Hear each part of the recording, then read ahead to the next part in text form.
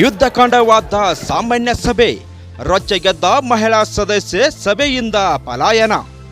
ರಾಯಭಾಗ ತಾಲೂಕಿನ ಮುಗುಳ್ಕೋಡ ಪಟ್ಟಣದ ಪುರಸಭೆಯಲ್ಲಿ ದಿನಾಂಕ 20ರಂದು ಕರೆದಿದ್ದ ಸಾಮಾನ್ಯ ಸಭೆ ಯುದ್ಧಕಾಂಡವಾಗಿ ಪರಿಣಮಿಸಿದೆ. ಗುರುವಾರ ಮುಂಜಾನೆ 11 ಗಂಟೆಗೆ ಪುರಸಭೆ ಅಧ್ಯಕ್ಷರ ಅಪ್ಪನೆಯ ಮೇರೆಗೆ ಪುರಸಭೆಯ ಕಚೇರಿಯಲ್ಲಿ ಸರ್ವ ಸದಸ್ಯರು ಸಾಮಾನ್ಯ ಸಭೆಯನ್ನು ಕರೆಯಲಾಗಿತ್ತು.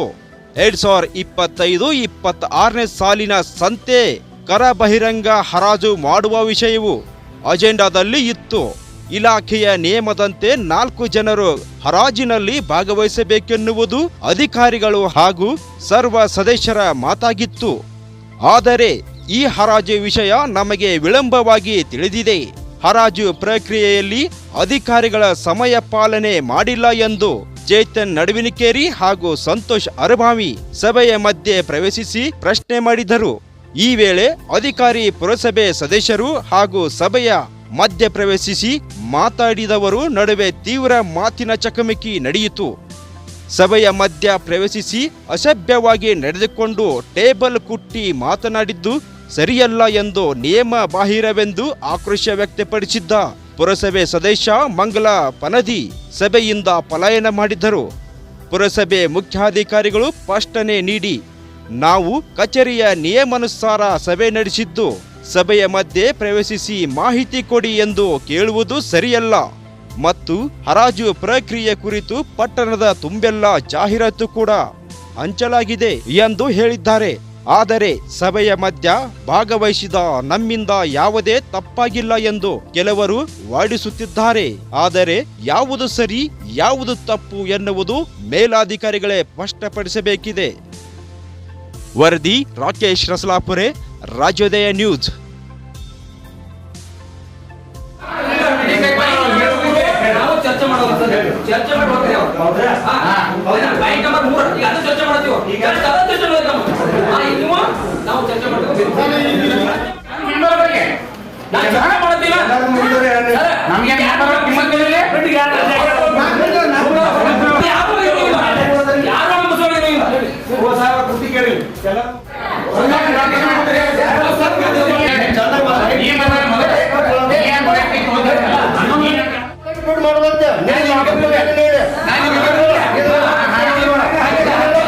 ಇವತ್ತು ನಡೆದಿರುವಂಥ ಸಾಮಾನ್ಯ ಸಭೆಯಲ್ಲಿ ಅವರು ನಿಯಮಾನುಸಾರವಾಗಿ ಸಭೆಯನ್ನು ನಡೆಸ್ತಾ ಇದ್ದರು. ಅನಧಿಕೃತವಾಗಿ ತಾವು ಸಭೆಗೆ ಬಂದು ಅದು ಏನು ಸಭೆಗೆ ವರ್ತನೆ ಮಾಡ್ಯಾರೇನು ಅಂತ ಚೀಫ್ ಆಫೀಸರ್ ಅವ್ರು ಹೇಳ್ತಾ ಇದ್ದಾರೆ.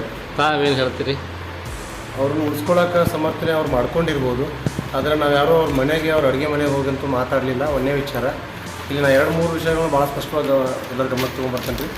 ಜಾಹೀರಲ್ಲಿ ಇರೋ ಪ್ರಕಟಣೆ ಅಂತ ಇಡೀ ಊರಿಗೆ ಹಂಚಿರ್ತಕ್ಕಂಥ ಜಾಹೀರು ಏನು ಕೂಡ 11 ಗಂಟೆಗೆ ಕೊಟ್ಟಾರೆ. ಅವರು ಯಾರು ಲೀಲಾವಾಗಿ ಬರ್ತಾರಲ್ಲ ಅವ್ರು ಯಾರೂ ಖಾಲಿ ಇದ್ದವರಲ್ಲ, ಎಲ್ಲರೂ ಕೆಲಸ ಇರೋವ್ರೆ. 11 ಗಂಟೆಗೆ ಕರೆದಾರೆ ಅಂದ ತಕ್ಷಣ 11 ಗಂಟೆಗೆ ಶುರು ಮಾಡ್ತೀವಿ. ಇಲ್ಲ ನಾವು ಬೇರೆ ಮೆಂಬರ್ ಮೀಟಿಂಗ್ ತೊಗೊಳಕತ್ತೀವಿ, 1 ಗಂಟೆ 2 ಗಂಟೆ ಲೇಟ್ ಆಗ್ತದೆ ಅಂತ ಮಿಕ್ಕವ್ರಿಗೆ ಹೇಳಿ ಹೊರಗಡೆ ಅವ್ರಿಗೆ ಅವ್ರ ಸೂಚನೆ ಯಾರು ಕೊಡಬೇಕು. ಹೊರಗಡೆ ಅವ್ರು ಹೋಗಿ ಅವ್ರು ಕೆಲಸ ಮುಗಿಸ್ಕೊಂಡವ್ರು ಬಂದು ನಿಂತ್ಕೊತಾರೆ. ಹೊರಗಡೆ ನಿಂತವ್ರು ಅಲ್ಲೇ ನಿಂತು ಬಿಡಲಿ, ನಮ್ಮದು ನಾವು ಏನಾರು ಮಾಡೋಣ, ಯಾವಾಗ ಬೇಕಾವಾಗ ಕರೀನು ಅಂತಂದ್ರೆ ಇದು ಅವ್ರು ಹೇಳುವಂಥದ್ದು ಅಜೆಂಡಾ ಪ್ರಕಾರ ನಂಬರ್ 3 ಇದು ಲೀಲಾವುದು ನಂಬರ್ 3ರಲ್ಲಿದೆ. ಅದರ ಪ್ರಕಾರ ನಾವು 1-2 ಚರ್ಚೆ ಮಾಡ್ಬೇಕಾದ್ರೆ ಲೇಟ್ ಆಯಿತು, 3ಕ್ಕೆ ಕರೆಕ್ಟಾಗಿ ಕರೆದು ಅವರು ಸಮರ್ಥನೆ ಮಾಡ್ತಾರೆ. ಅವರು ಸಮರ್ಥನೆ ಎಲ್ಲ ಕರೆಕ್ಟಾಗಿದೆ ಸರ್. ಅವರು ಸಮಯ ಕೊಟ್ಟಿದ್ದ ಪ್ರಕಾರ ಬೇಗ ಕರಿಬೇಕಿತ್ತು, ಇಲ್ಲ ಅಂತಂದರೆ ಅಜೆಂಡಾ ಪ್ರಕಾರ ನಾವು ಕರಿತೀವಿ ಅಂತ ಆದ್ರೂ ಮೆನ್ಷನ್ ಮಾಡಬೇಕಿತ್ತು ಪ್ರಕಟಣೆ ಒಳಗೆ. ನಮಗೆ ಗೊತ್ತೇ ಇಲ್ಲ ಇವತ್ತು ಸಾಮಾನ್ಯ ಸಭೆ ತೊಗೊಂಡಾರಂತಕ್ಕಂಥದ್ದು ಕೂಡ ನಮಗೆ ಒಂದೇ ಗೊತ್ತಿತ್ತು, ಇವತ್ತು ಲೀಲಾ ಒಂದೈತೆ ಅಂತ ತಿಳ್ಕೊಂಡಿದ್ದೀವಿ ನಾವು. ಆದರೆ ಇಲ್ಲಿ ಬಂದಾಗ ಸಮಯ ತಪ್ಪಿದ್ದು ಒಂದೇ ವಿಚಾರ. ಇದಂತೂ ಸರ್ವೇ ಸಾಮಾನ್ಯ, ಎಲ್ಲಿ ಹೋದ್ರು ಇದೇನು ನಮ್ಮದೇ ಇಲ್ಲೇ ಅಂತಲ್ಲ, ಎಲ್ಲಾದರೂ ಆಗಿರ್ತದೆ. ಅದನ್ನು ನಾವು ಭಾಳ ದೊಡ್ಡ ಪ್ರಶ್ನೆ ಮಾಡಲಿಕ್ಕಿಲ್ಲ. ಅದನ್ನು ಕೇಳಲಿಕ್ಕೆ ಬಂದಾಗ ಸೌಜನ್ಯದಿಂದ ವರ್ತಿಸಬೇಕು. ಇಡೀ ಊರನ್ನು ಅಡ್ಮಿನಿಸ್ಟ್ರೇಷನ್ ನೋಡ್ಕೋತಾರಂಥ ಒಬ್ಬ ಅಧಿಕಾರಿ ಹೆಂಗೆ ಎಲ್ಲರನ್ನೂ ಸರಿ ಮಾಡಿಸ್ಬೇಕಂತಕ್ಕಂಥದ್ದು ಅವ್ರ ಗಮನ ಸಾಮಾನ್ಯ ಜ್ಞಾನ ಆದರೂ ಬೇಕು. ನಿಮಗೆ ಕೇಳಕ್ಕೆ ಹಕ್ಕಿಲ್ಲ ಅಂತ ಎಲ್ಲ ಸಾರ್ವಜನಿಕರಿಗೂ ಕೇಳ್ತಾರೆ ಅವರು. ನನಗೊಬ್ಬರಿಗೆ ಕೇಳಿದ್ರು, ನಾನು ಅವ್ರಿಗೆ ಕೇಳಿದ್ರು, ಎಲ್ಲ ಸಾರ್ವಜನಿಕರು ನೀವು ಕೇಳೋಂಗಿಲ್ಲ, ನಿಮಗೆ ಹಕ್ಕಿಲ್ಲ ಅಂತ ಕೇಳ್ತಾರೆ ಅವರು. ಅಧ್ಯಕ್ಷರ ಅಧ್ಯಕ್ಷತೆಯಲ್ಲಿ ಸಾಮಾನ್ಯ ಸಭೆ ನಡೆದಾಗ ಪುರಸಭೆ ಮುಖ್ಯಾಧಿಕಾರಿಗಳು ಮತ್ತು ಆಡಳಿತ ಸಿಬ್ಬಂದಿ ಹಾಗೂ ಸದಸ್ಯರನ್ನು ಬಿಟ್ಟು ಇತರರಿಗೆ ಅವಕಾಶ ಇಲ್ಲ ಅನ್ನುವಂಥ ಮಾತನ್ನು ಹೇಳ್ತಾರೆ. ಪುರಸಭೆ ಅಧ್ಯಕ್ಷರ ಮತ್ತು ಈ ಸದಸ್ಯರು ಅಷ್ಟೇ ಇದ್ದಾಗ ಯಾಕಂಗಾದ್ರೆ ಲೀಲಾವ್ ಪ್ರಕಟಣೆ ಮಾಡಬೇಕಿತ್ತು. ಹಂಗಿದ್ರೆ ಲೀಲಾವ್ ಪ್ರಕಟಣೆನ ಮತ್ತೊಂದು ದಿವಸ ಮಾಡಬೇಕಿತ್ತಲ್ಲ. ಸಾಮಾನ್ಯ ಸಭೆ ಒಳಗೆ ಅವ್ರು ಬರಬಾರ್ದು, ಬೇರೆಯವ್ರ ಸಾರ್ವಜನಿಕ ಅನ್ನೋ ಜಾಗದಾಗ ಯಾಕೆ ಇದನ್ನು ಮಾಡಬೇಕು? ಬರೀ ಯಾರು ಹೆಸರು ಕೊಟ್ಟಿರಿ ಅವ್ರ ಒಟ್ಟ ಒಳಗೆ ಬಂದು ಕೊಡ್ತಾರೆ. ಬಿಲ್ಡಿಂಗ್ ಒಳಗೆ ಏನು ನಡೀತದೆ ಸಾರ್ವಜನಿಕರಿಗೆ ಗೊತ್ತಾಗಬೇಕು. ದುಡ್ಡು ಯಾವ್ದು ಮಾರ್ಕೆಟ್ ಒಳಗೆ ಕರ ಟ್ಯಾಕ್ಸ್ ವಸೂಲಿಯಾಗಿ ದುಡ್ಡು ಸಾರ್ವಜನಿಕರ ದುಡ್ಡಲ್ಲ. ಇವತ್ತು ಬಂದಿರತಕ್ಕಂಥದ್ದು ನಮ್ಮದೇ ಒಂದು ತಂಡ, ನಾವೆಲ್ಲರೂ ಬಂದು ಏನು ಹೇಳಕತ್ತಿದ್ವಿ, ಊರಿನ ಹಿತಾಸಕ್ತಿಗೋಸ್ಕರ ಇಷ್ಟು ದಿವಸ ಏನಾಗಿದ್ದಾಯಿತು. ಇನ್ನು ಮೇಲೆ ಯಾರು ಈ ಟೆಂಡರನ್ನು ತಗೋತಾರಲ್ಲ ಅವರು ಅಥವಾ ಅವ್ರು ಕೊಟ್ಟಿದ್ದ ದುಡ್ಡಿನಿಂದ ನಮ್ಮ ಊರಲ್ಲಿರ್ತಕ್ಕಂಥ ಮಾರ್ಕೆಟ್ ಒಳಗೆ ನೀರಿನ ವ್ಯವಸ್ಥೆ ಮಾಡಿರಿ. ಮೊದಲು ಮಾರ್ಕೆಟಿಗೆ ಬಂದು ಕುಂತವ್ರಿಗೆ ನೀರಿನ ವ್ಯವಸ್ಥೆ ಮಾಡಿರಿ, ಜೊತೆಗೆ ನೆರಳಿನ ವ್ಯವಸ್ಥೆ ಮಾಡಿರಿ. ಮತ್ತು ನಮ್ಮ ಊರೊಳಗೆ ಯಾರು ಬಡತನದಲ್ಲಿರ್ತಕ್ಕಂಥ ಯಾರು ರೈತರು ಅದಾರಲ್ಲ, ವ್ಯಾಪಾರಸ್ಥರು ಬೇರೆ, ವ್ಯಾಪಾರಸ್ಥರು ಕಂಪಲ್ಸರಿ ಮಾಡಿರಿ. ಅದರ ಬಡವರಿಗೆ ಇಷ್ಟೇ ಅಂತ ಕಡ್ಡಾಯ ಅದನ್ನ ಕೇಳೋದಕ್ಕೆ ಕಚೇರಿಗೆ ನೀವು ಬರಬೇಕು. ಈ ಸಾಮಾನ್ಯ ಸಭೆಯಲ್ಲಿ ಸರ ಒಂದು ಸ್ವಲ್ಪ ಗಲಾಟೆ ಆಯಿತು. ಕೆಲವೊಂದು ಜನ ತಮ್ಮನ್ನ ಕ್ವಶನ್ ಮಾಡಿದ್ರು, ಯಾಕೆ ನೀವು ನಮ್ಗೆ ಹೇಳಿಲ್ಲ, ಲೇಟ್ ಆಯಿತು, ಹಂಗೆ ಹಿಂಗೆ ಅಂತ. ಇದ್ರ ಬಗ್ಗೆ ತಾವೇನು ಹೇಳ್ತೀರಿ ಸರ್? ಸರ್, ಈಗ ನಮ್ಮ 11 ಗಂಟೆಗೆ ನಾವು ಕರೆಕ್ಟ್ ಸಭೆ ಪ್ರಾರಂಭ ಮಾಡಿದ್ವಿ.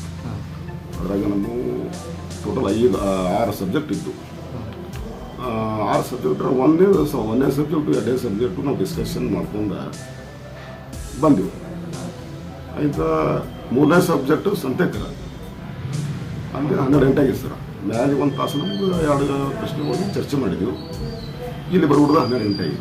ಆ 3ನೇ 12 ಗಂಟೆಗೆ ಅಂದ್ರೆ ಆ ಸಬ್ಜೆಕ್ಟು ಅವ್ರನ್ನ ಒಳಗೆ ಕರೆದಿದ್ವಿ. ಯಾರು ಠೇವಣಿ ಯಾರು ಕಟ್ಟಾರಲ್ಲ ಅವ್ರ ಮಾತನ್ನು ಒಳಗೆ ಪ್ರವೇಶ ಮಾಡಿದ್ವಿ. ಉಳಿದಿನವರಿಗೆ ಠೇವಣಿ ಇಲ್ಲದವ್ರಿಗೆ ನಾವು ಒಳಗೆ ಪ್ರವೇಶ ಕೊಟ್ಟಿಲ್ಲ. ಅದಕ್ಕೆ ಅವ್ರಿಗೆ ಏನಾರ ಗಲಾಟೆ ಒಳಗೆ ಮಾಡ್ಕೊಂಡಿದ್ವಿ. ನಮಗೆ ಸಭೆ ನಿಯಮ ಏನು ಹೇಳ್ತದೆ ಸರ್? ಸಭೆ ಅಜೆಂಡಾ ವೈಸ್ ಬರ್ಬೇಕು. ಹೌದು, ಅಜೆಂಡಾ ವೈಸ್. ಈಗ ವಿಷಯ ನಂಬರ್ 1, ವಿಷಯ ನಂಬರ್ 2.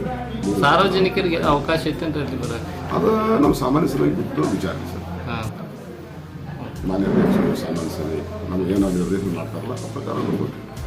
ಅಂದ್ರೆ ನೀವು ನಿಮ್ಮ ಕರ್ತವ್ಯ ನಾವು ಸಾಮಾನ್ಯ ಸಭೆ ಕಾರ್ಯದರ್ಶಿಯಾಗಿ ಕೆಲಸ ಮಾಡ್ತಿದ್ದೆ. ನಮ್ಮ ಸಭೆನಾಗ ಏನು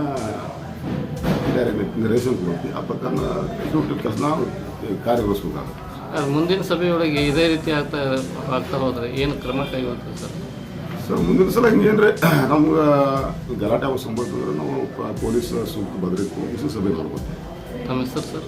ಉದಯ್ ಕುಮಾರ್ ಕಾಂಬೆ, ಮುಖ್ಯಾಧಿಕಾರಿ ಮುಂಕೋಡ್.